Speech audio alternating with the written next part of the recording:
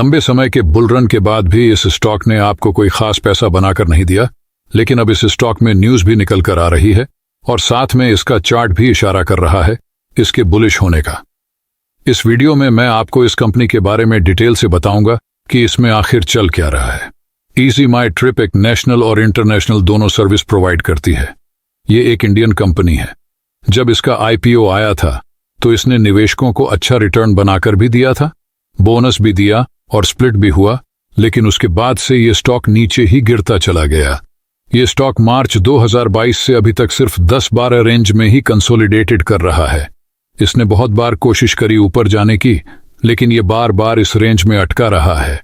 इतने लंबे समय से ये लो के आसपास ट्रेड कर रहा है। 42 से 45 के बीच में एक हर्डल है जहां पर यह घूम रहा है। इतने लंबे समय से अगर ये इस हर्डल को तोड़ता है तो इस प्राइस में तेजी देखी जा सकती है।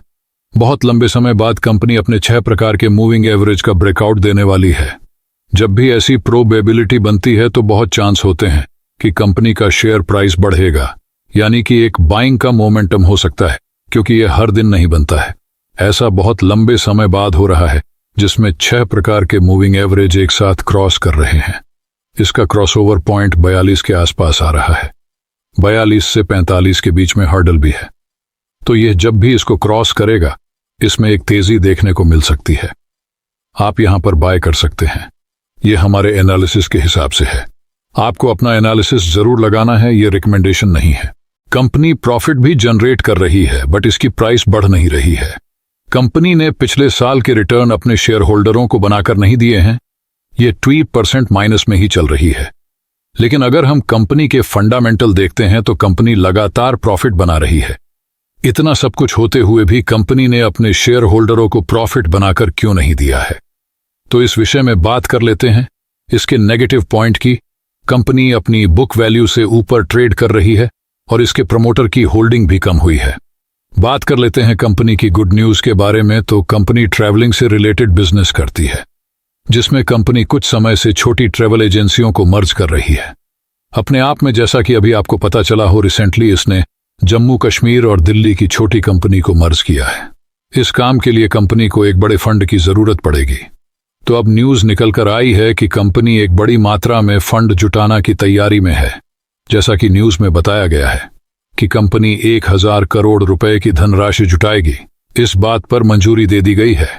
कंपनी ने शेयर बाजारों को सूचित किया है स्टॉक एक्सचेंज में।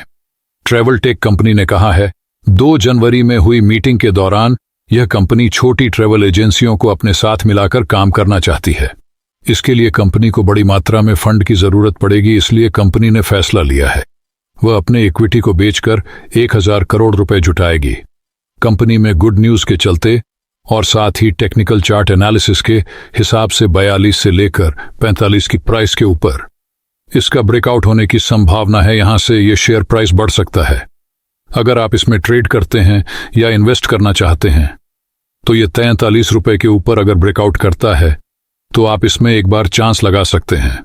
लेकिन आपको अपना पैसा अपने एनालिसिस और अपने एडवाइजर की सलाह से ही ट्रेड करना है। यह वीडियो केवल एजुकेशन पर्पस के लिए है। आपको अपना पैसा अपने एनालिसिस के आधार पर ही लगाना है। वीडियो पसंद आया हो तो आप लाइक कर सकते हो। धन्यवाद।